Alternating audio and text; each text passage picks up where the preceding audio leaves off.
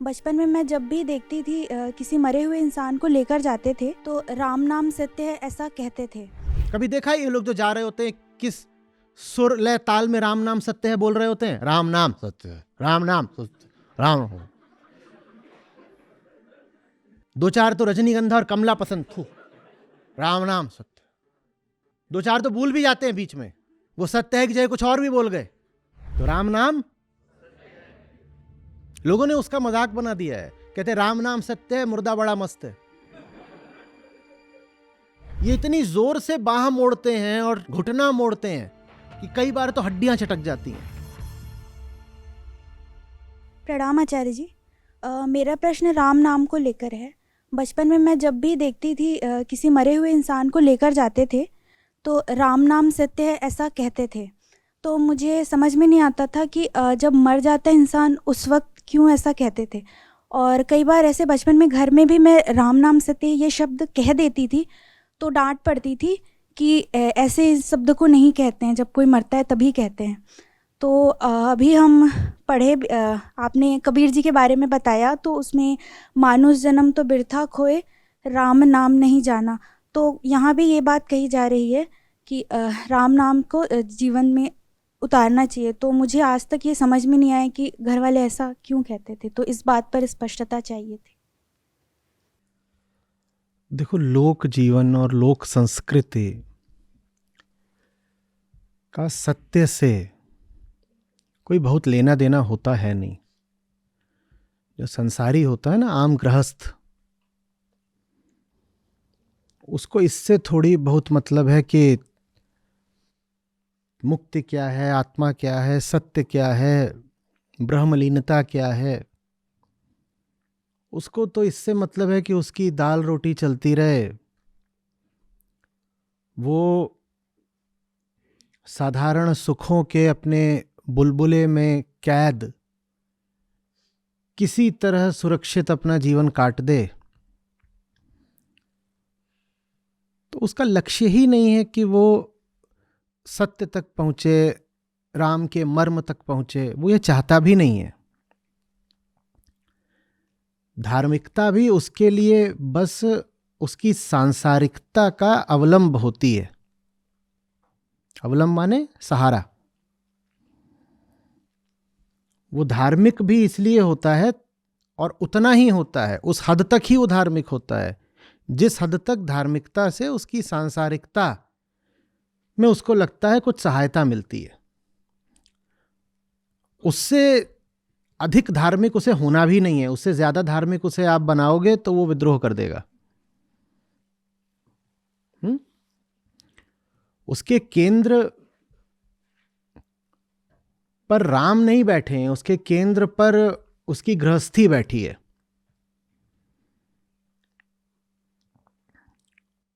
उससे पूछा जाएगा कि किसको छोड़ोगे, घर को कि राम को, तो उसे बहुत सोचना नहीं पड़ेगा। वो तुरंत कह देगा साहब घर तो नहीं छोड़ेंगे। घर माने जो उसने पूरा अपना घोंसला बना रखा है और पूरी अपनी उसने भौतिक मानसिक दुनिया तैयार कर रखी है, वो घर। तो हमने कहा कि धार्मिकता भी उसके लिए बस एक सहारे की तरह होती है कि चलो हमारी सांसारिकता के किसी काम आ जाएगी धार्मिकता।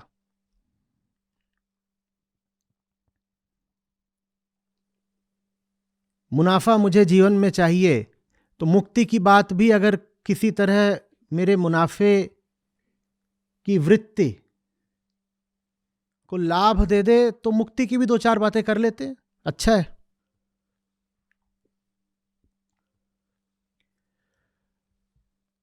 तो फिर राम नाम सत्य है, वो इसीलिए बोलता है। मृत्यु के क्षण में आपने जो बुलबुला बनाया होता है ना, वो टूटता है। और जब वो बुलबुला टूटता है, when the bubble bursts, वो क्षण खतरे का होता है गृहस्थी के लिए। उस क्षण में ये ताकत होती है, ये संभावना होती है और इसीलिए खतरा होता है कि वो क्षण आपको आपकी पूरी जिंदगी का झूठ एक झटके में दिखा देगा। आप अपनी पूरी जिंदगी जिस अनुमान पर, जिस मान्यता पर, जिस धारणा पर जी रहे थे वो एकदम गलत थी, खोखली थी। ये बात मौत बेहिचक आपको दिखा देती है।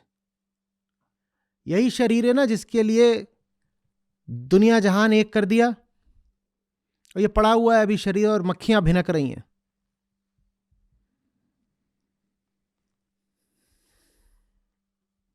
इसी शरीर की रक्षा के लिए क्या क्या किया करते थे ना, अभी जमीन पर पड़ा हुआ है और अब फूकने जा रहा है। और जिनके लिए पूरा जन्म लगा दिया वही फूकने ले जा रहे हैं। और जो प्रेम के मारे तुम्हारे शरीर पर हर समय लौटते रहते थे, कभी तुम्हारी छाती से चिपकते थे, कभी बांह पकड़ते थे, वो अभी तुम्हें ठीक से छूना भी नहीं चाहते क्योंकि लाश गंधाने लगी है। तो पूरा जीवन आपने जिस आधार पे जिया है, मृत्यु उस क्षण में उस आधार के लिए बड़ा भारी घात बन जाती है। मौत को अगर कोई ठीक से देख ले तो वैसे फिर जी नहीं पाएगा जैसे वो आज तक जीता आया है। तो साधारण गृहस्थ को मौत से बड़ा बचना पड़ता है, मौत के क्षण में उसे बड़ा पाखंड करना पड़ता है ताकि उसका साधारण संसार, साधारण गृहस्थी यथावत चलती रहे। नहीं तो मौत तो तमाचा है।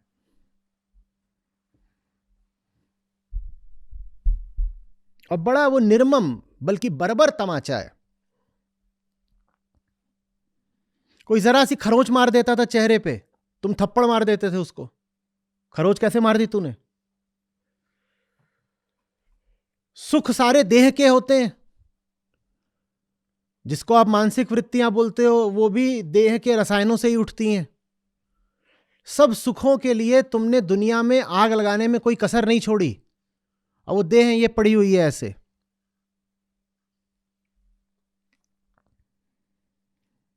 और तुमने जितने प्यार के अफसाने गढ़े थे और कस्में खाई थी और वादे करे थे, वो कहां गए सारे? जिनसे तुम्हारा सबसे ज्यादा प्यार था वही तुमको फूकेंगे। सुना कबीर साहब का, उड़ जाएगा हंस अकेला। आपको गाना चाहिए।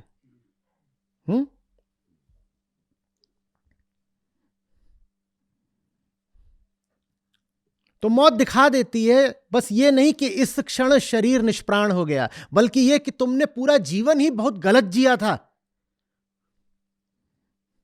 सब कुछ देह के आधार पर ही तो किया था। साथी भी कैसे चुना था? जिसकी देह अच्छी लग रही थी। कोई तुमसे पूछे कि घर में कौन कौन है, तो तुम बता देते थे घर में देहें कितनी है। यही तो गिनते हो ना, घर में कितनी देहें हैं।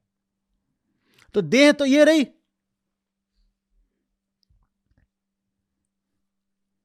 और कभी मुर्दे को देखिएगा, वो अकड़ जाता है थोड़ी देर में, बहुत जल्दी अकड़ता है।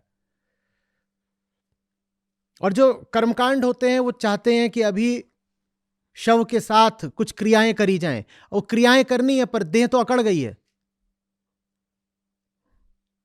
तो फिर जोर लगा लगा के कभी उसका हाथ मोड़ा जाता है, कभी टांगें मोड़ी जाती हैं, कभी कुछ किया जाता है, और मुर्दा ऐसा हो गया जैसे अब अकड़ा हुआ बांस। उसके हाथ पांव अब मुड़ने से बिल्कुल इनकार कर देते हैं, गर्दन तक नहीं मुड़ना चाहती, और मुंह फूलने लग जाता है। तो तब यही लोग जो हल्दी चंदन उपटन किया करते थे, ये इतनी जोर से बाह मोड़ते हैं और घुटना मोड़ते हैं कि कई बार तो हड्डियां चटक जाती हैं। हड्डियां चटकती भले ना हो, पर उतनी जोर से आप किसी जीवित आदमी के हाथ पांव मोड़ दीजिए तो कम से कम उसकी मांसपेशियां जरूर टूटेंगी। उसको स्नान कराया जाता है, उसके कपड़े लत्ते बदले जाते हैं। कभी देखिएगा कैसे स्नान कराते हैं, और देखिएगा कि जब वो जीवित था तब कैसे स्नान कराते थे। ये देह की हकीकत। कभी देखिए कपड़े भी उसको कैसे पहनाते हैं, बस ऐसे पहना देते हैं कि हो गया, लगे कि पहन लिया, अब जल तो जाना ही, कपड़ा क्या पहनाना है बहुत।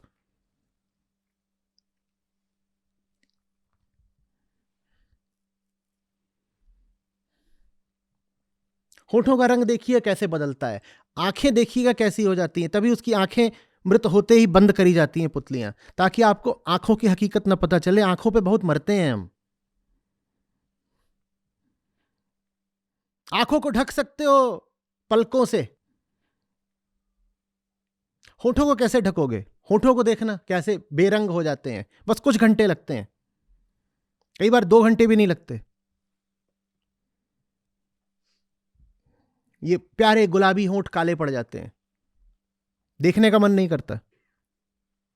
जवान आदमी की भी लाश पड़ी हो तो भी वो ऐसा हो जाता है कि आपको डर लगे।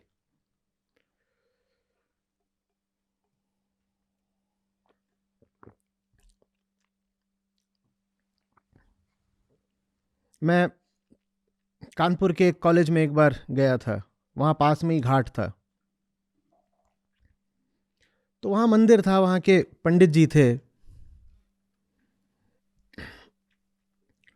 उनका बड़ा स्नेह था मुझ पर। मैं उधर जब भी जाऊं उनसे मिला करता था, तो वो अपने तरीके से मुझसे बातें करें, मैं उनसे बातें करूं, बैठते थे। तो उस दिन उनसे मिलने गया, सुबह सुबह का वक्त था, अभी वो आए नहीं थे, तो मैं वहीं बैठ गया। वहाँ घाट पर देखता हूँ नीचे वहाँ पर एक लाश अटकी हुई है, और एकदम जवान आदमी, कम से कम 6 फुट का।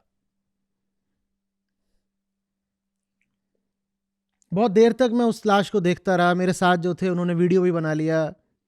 आधे घंटे की बात करी है मैंने उसमें। यहाँ बगल में लाश पड़ी हुई है, किसी ने उसको बहा दिया था गंगा में, यूं ही।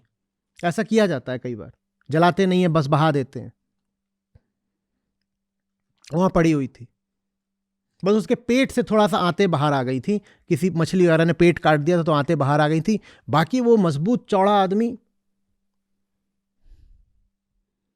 और मैं उसको देख के सोच रहा था इसके कैसे कैसे अरमान रहे होंगे। ये नौकरी की तलाश में होगा या शायद नौकरी करता होगा, ये पत्नी की तलाश में होगा या शायद प्रेम करता होगा।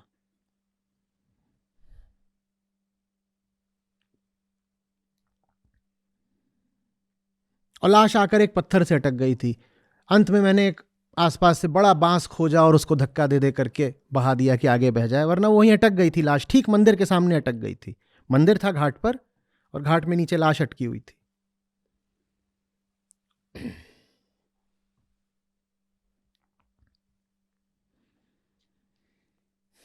वो वीडियो था, वो संस्था ने प्रकाशित भी कर दिया था। लोगों को बड़ी आपत्ति हो गई, बोले भयानक है, हम देखना नहीं चाहते। तो फिर हमने उसको हटा दिया था। बहुत सालों तक वो रहा। उसका शीर्षक था मरण न जाने कोय।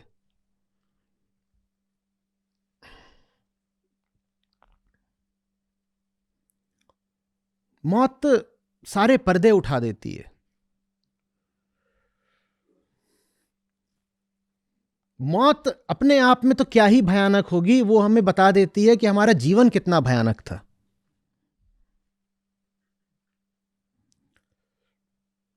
व्यर्थ। वो सारी बातें जो आपको सत्य लगी थी जीवन भर, मौत बता देती है वो झूठ थी।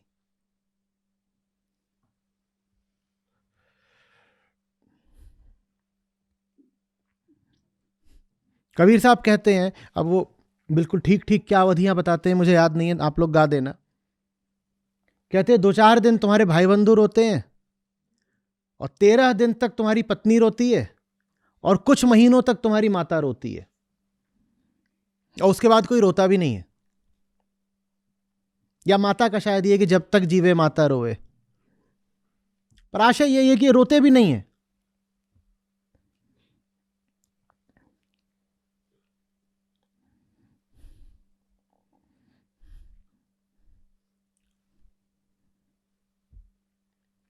आपकी जो सबसे पसंदीदा गाड़ी होगी,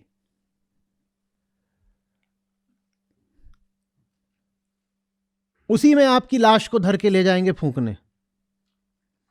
और अगर वो इतनी बड़ी नहीं है तो ये लो एक और अपमान की बात, अपनी ही गाड़ी में अंतिम यात्रा भी नहीं कर सकते। फिर पीछे पीछे एक चलता है, उस पर लिखा होता है, नहीं शव वाहन नहीं लिखते वो, उसको लिखते हैं ब्रह्म वाहन या मोक्षयान। वो मोक्षयान में बैठ करके चल रहे हो। कहा भाई ये जो तुम 10-20-40 लाख की गाड़ी खरीद के लाए थे उसका क्या हुआ?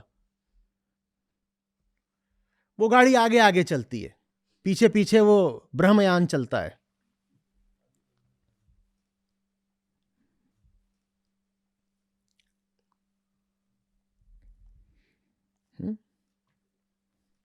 और जब खरीदने गए थे बोला था नहीं कैप्टन सीट चाहिए, कैप्टन सीट्स।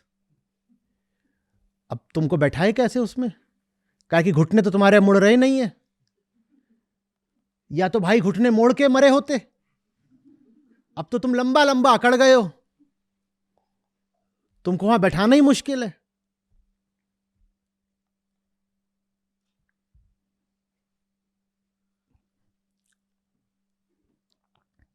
तो फिर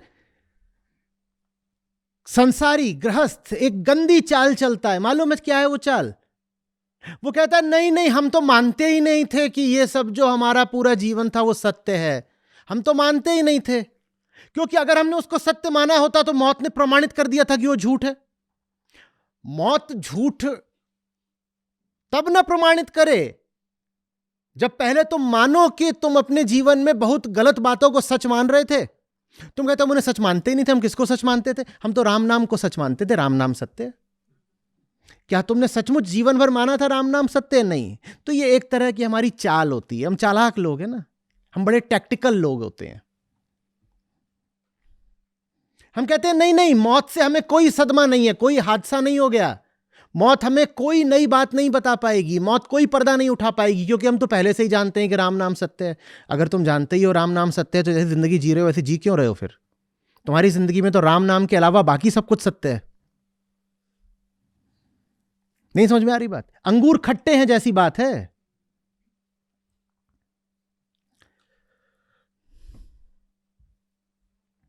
ऐसी सी बात है। मुझे रसगुल्ला बहुत पसंद है, और रसगुल्ले के लिए मैंने जो कुछ बुरे से बुरा हो सकता था सब करा जिंदगी भर। इशारा समझ रहे हो ना? रसगुल्ले के लिए सब बुरे से बुरा करा, अंत में हाथ आया नहीं रसगुल्ला। रसगुल्ले की हकीकत बिल्कुल सामने आ गई, और जब रसगुल्ले की हकीकत सामने आ गई तो मैं क्या बोल रहा हूं? व्रत करना सत्य है, व्रत करना सत्य है, व्रत करना सत्य है। ये मैं वास्तव में क्या बोल रहा हूं? अंगूर खट्टे हैं। अगर व्रत करना सत्य है तो जीवन भर तुम रसगुल्ले के पीछे काहे को भागे थे? अगर राम नाम सत्य है तो जीवन भर संसार के पीछे क्यों भागे थे? तो ये हमारी चाल है, बचकानी चाल। हमने कहा ना, संसारी आदमी धर्म भी उतना ही चाहता है जितने में उसका संसार चलता रहे। संसारी आदमी सच भी उतना ही चाहता है जितने में उसका झूठ चलता रहे। ज्यादा सच दोगे अगर आम लोगों को तो वो फिर विद्रोह कर देते हैं। वो कहते हैं हाँ बड़े आए ज्ञान पेलने वाले। सच दो इतना कि सांत्वना बनी रहे, सच दो इतना कि जब दुख का क्षण आए तो हम टूट ना जाएं। तो दुख हम पर बेअसर हो जाता है, क्योंकि दुख का सार्थक उपयोग ही यही है कि दुख हमें तोड़ जाए। यही है ना, कि दुख हमें दिखा जाए कि हम कितना भ्रष्ट और निरर्थक जीवन जी रहे हैं। दुख इसीलिए होता है। पर हम दुख के क्षण को बेअसर कर देते हैं, अपने ऊपर निष्प्रभावी बिल्कुल राम का नाम लेके। दुख में सुमिरन सब करें, ये चाल है हमारी। दुख में सुमिरन सब करें, उससे क्या होता है कि दुख जो है वो थोड़ा सा कम अनुभव होता है, सांत्वना मिल जाती है। और दुख जब कम अनुभव होता है तो दुख फिर हमें तोड़ नहीं पाता, अहंकार बच गया। दुख अगर हमें तोड़ ही जाए तो अहंकार टूट गया ना, मुक्ति मिल जाएगी। दुख अगर हमें टूट जाए, पर दुख हमें तोड़ नहीं पाता। हम दुख के क्षण में क्या कर लेते हैं? घंटे घड़ियाल बजा लेंगे, मंदिर हो आएंगे, राम का नाम ले लेंगे, स्मरण कर लेंगे, कथा करा लेंगे, और ऊंची ऊंची धार्मिक बातें करनी शुरू कर देंगे। जान लगा के दौड़ेंगे रसगुल्ला पाने को, और जब रसगुल्ला मिला नहीं तो हाथ मलते मलते बोलेंगे सब मोह माया है वत्स। और सब मोह माया है वत्स तो ताऊ जी दौड़ काहे लगाई इतनी? दौड़ लगाते समय क्यों नहीं बोले सब मोह माया है? तो इसीलिए फिर बहुत लोगों ने कहा कि लूजर्स का, हरंतों का, हारे हुए लोगों का आश्रय होता है धर्म। और यह बात देखने में भी आती है। हम बोल भी देते हैं हारे को हरि नाम, कि जो लोग जिंदगी की लड़ाइयां, वो लड़ाइयां सब व्यर्थ हैं, पर जो लोग जितना हारते जाते हैं उतना वो जाके धर्म में शरण लेते जाते हैं। धर्म में शरण लेने से उनको उन लड़ाइयों की व्यर्थता नहीं दिख गई। बस इतना हुआ है कि वो कह रहे हैं कि कोई बात नहीं, अरे लड़ाई हार भी गए तो चलो अब अगले रसगुल्ले का पीछा करते हैं। तो सुख में करे न कोई, दुख में सुमिरन कर लिया, पर जैसे ही अगले रसगुल्ले की थोड़ी आहट मिली, खट से उस रसगुल्ले के पीछे फिर से निकल लेंगे। नहीं तो एक बार अर्थी उठाने के बाद, किसी की अंत्येष्टि में शामिल होने के बाद, शमशान से हो आने के बाद तो ये होना ही नहीं चाहिए था ना कि आप अपने पुराने ढर्रों में वापस लौट आओ। होना चाहिए था क्या? नहीं होता। देख रहे हो झूठ की बाजीगरी, वो सच का भी उपभोग कर लेता है। Ego can consume even the truth. वो ट्रुथ को भी अपने उपभोग, अपने कंजम्पशन की वस्तु बना लेती है। तो राम नाम सत्य है।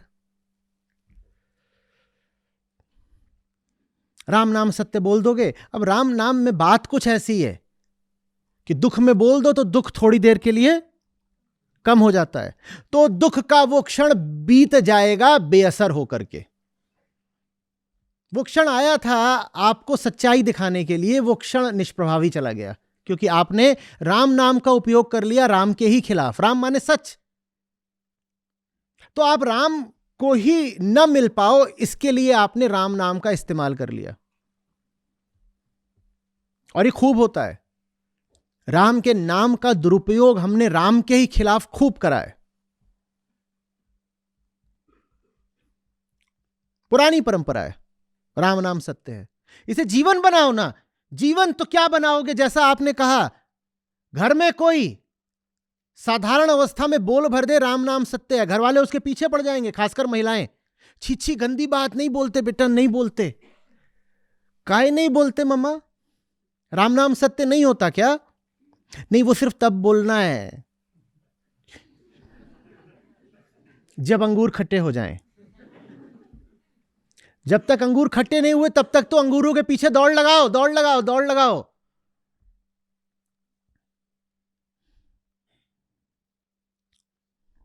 जब तक मरे नहीं संसार को भोगो, और जब मर जाओ तो राम को भोगो। लेकिन किसी भी स्थिति में बस भोगो, भोगो, कंज्यूम। न समर्पण करना है, न मिटना है। इतना बड़ा मुंह है हमारा और इतना विकराल पेट कि हमें सब कुछ सिर्फ भोगना है। लाओ पेट में डाल दो। और जब यह स्थिति हो जाए कि अहंकार राम को भी अपना ग्रास, अपना निवाला बना दे, तो बताओ अब तुम्हें बचाने कौन आएगा? जो ब्रह्मास्त्र था आपने उसको भी बेअसर कर डाला ना, तो बताओ अब लड़ाई कैसे जीतोगे?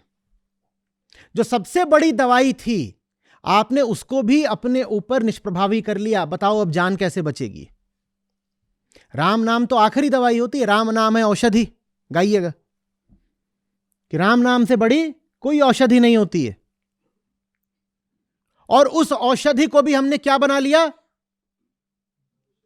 चाट, टिक्की, रसगुल्ला, गोलगप्पा। और औषधि को भी तुम अगर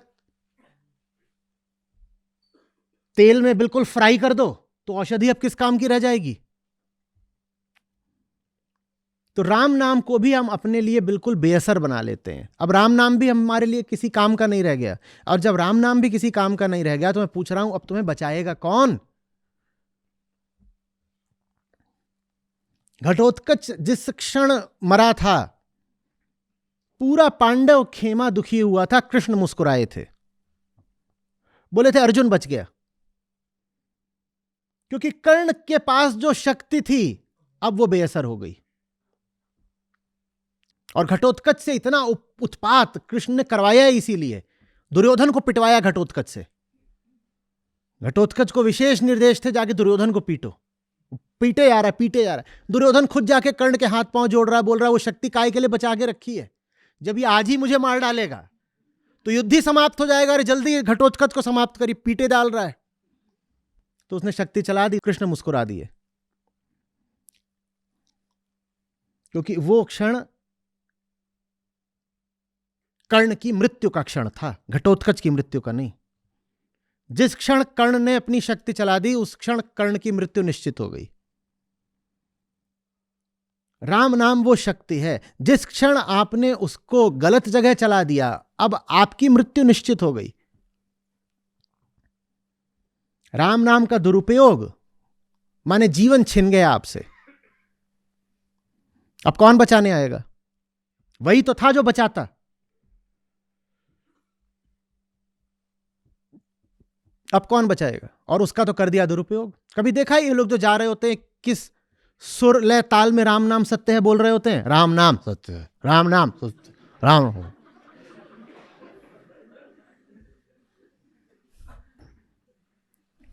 दो चार तो रजनीगंधा और कमला पसंद, थू, राम नाम सत्य। दो चार तो भूल भी जाते हैं बीच में, वो सत्य है कि चाहे कुछ और भी बोल गए। खासकर जब यात्रा लंबी हो, गांव गंवई में होता है, क्योंकि वहां रिश्ते ज्यादा निभाए जाते हैं तो पूरा कुनबा इकट्ठा हो जाता है, लंबा चलता। पीछे वाले जब उनको क्या, वो तो भूल ही गए, आगे से चला राम नाम, वो पीछे तक पहुंचता ही नहीं, लंबा जमघट, वो भूल ही गए, कुछ और ही अपना। ये तो सम्मान देते हैं हम राम के नाम को। अब कौन बचाने आए?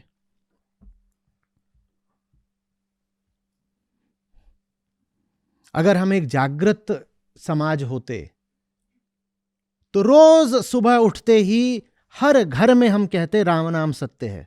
पर आप ये करके देखो।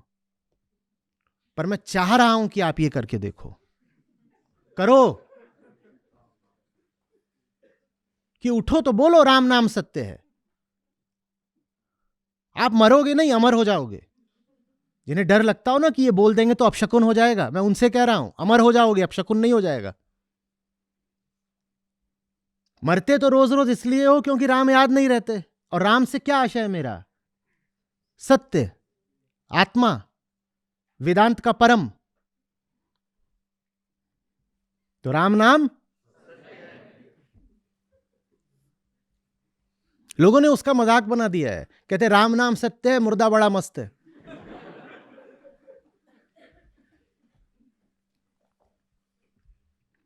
ये हमारा हाल है।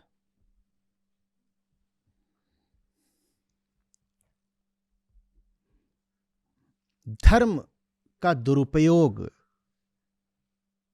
पूरी दुनिया में हुआ है, पर जिस हद तक भारत में हुआ है उसकी मिसाल नहीं है, क्योंकि हम ज्यादा धार्मिक लोग हैं ना।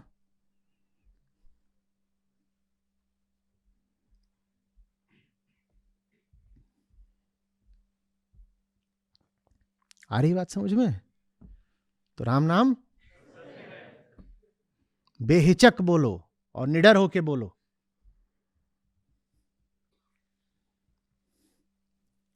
धन्यवाद आचार्य जी। कंस अकेला यह जग दर्शन का मेला, यह जग दर्शन का मेला। उड़ जाएगा हंस अकेला, उड़ जाएगा हंस अकेला। जैसे पात गिरे तरुवर से, जैसे पात गिरे तरुवर से, मिलना बहुत दुहेला, मिलना बहुत दुहेला। ना जाने किधर गिरेगा, ना जाने किधर गिरेगा। लग गया पवन का रेला, लग गया पवन का रेला। उड़ जाएगा हंस अकेला, उड़ जाएगा हंस अकेला। जब होवे उमर पूरी, जब होवे उमर पूरी, जब छूटेगा हुकुम हुजूरी, जब छूटेगा हुकुम हुजूरी यम के दूत बड़े मजबूत यम के दूत बड़े मजबूत यम से पड़ा झमेला यम से पड़ा झमेला उड़ जाएगा हंस अकेला उड़ जाएगा हंस अकेला उड़ जाएगा हंस अकेला उड़ जाएगा हंस अकेला दास कबीर हर के गुण गावे दास कबीर हर के गुण गावे वाहर को पारण पावे वाहर को पारण पावे गुरु की करणी गुरु जाएगा गुरु की करणी गुरु जाएगा चेले की करणी चेला चेले की करणी चेला उड़ जाएगा हंस अकेला उड़ जाएगा हंस अकेला जैसे पात गिरे तरोवर से जैसे पात गिरे तरोवर से मिलना बहुत दुहेला मिलना बहुत दुहेला ना जाने किधर गिरेगा ना जाने किधर गिरेगा लग गया पवन का रेला लग गया पवन का रेला उड़ जाएगा हंस अकेला उड़ जाएगा हंस अकेला उड़ जाएगा हंस अकेला उड़ जाएगा हंस अकेला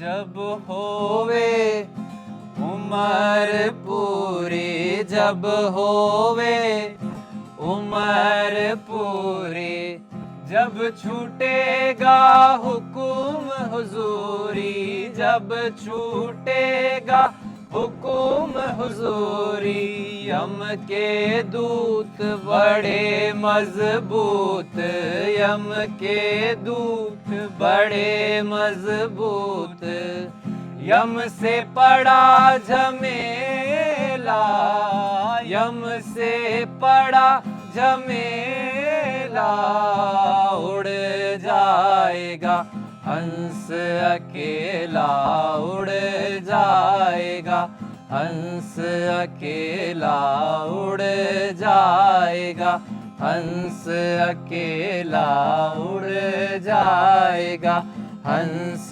अकेला दास कबीर हर के गुण गावे दास कबीर हर के गुण गावे वाहर को पारण पावे वाहर को पारण पावे गुरु की करणी गुरु जाएगा गुरु की करणी गुरु जाएगा चेले की करणी चेला चेले की करणी चेला उड़ जाएगा हंस अकेला उड़ जाएगा हंस अकेला उड़ जाएगा हंस अकेला उड़ जाएगा हंस अकेला यह जग दर्शन का मेला यह जग दर्शन का मेला उड़ जाएगा हंस अकेला उड़ जाएगा, हंस अकेला। मैं आचार्य जी को पिछले 1.5 साल से YouTube के माध्यम से सुन रही हूँ और पिछले 6 महीने से मैं लाइव सत्रों से जुड़ी हुई हूँ। मैं चारों सत्रों में ज्वाइन किया हुआ है और अभी लास्ट फिजिकल सेशन भी मैंने अटेंड किया था जो अभी नोएडा में हुआ था और वो बहुत अच्छा अनुभव रहा और इस तरह की एक कम्युनिटी से मिलने का मुझे मौका मिला और मैंने अपनी बेटी और अपने बेटे को भी लेकर आई थी और उनको ये दिखाना था कि इस तरह की भी एक कम्युनिटी होती है और ऐसे भी लोग काम करते हैं और ये काम कितना जरूरी है अध्यात्म के लिए और समाज के लिए। ये काम बहुत जरूरी है और ये हमें आगे लेकर के जाना है और हम जब तक अपने बच्चों को नहीं सिखाएंगे या बच्चों को नहीं दिखाएंगे तब तक काम आगे नहीं बढ़ पाएगा। आचार्य जी ने बताई कि इंसान की वृत्ति और समाज की संस्कृति के खिलाफ क्रांति है गीता। हमारा आचार्य जी ने बताया हमारा पुनर्जन्म व्यक्ति का नहीं होता, वृत्ति का होता है। आग दहके पर धुएं से प्रकाश ढक जाता है, काम भरा जब आँख में सच नजर नहीं आता है।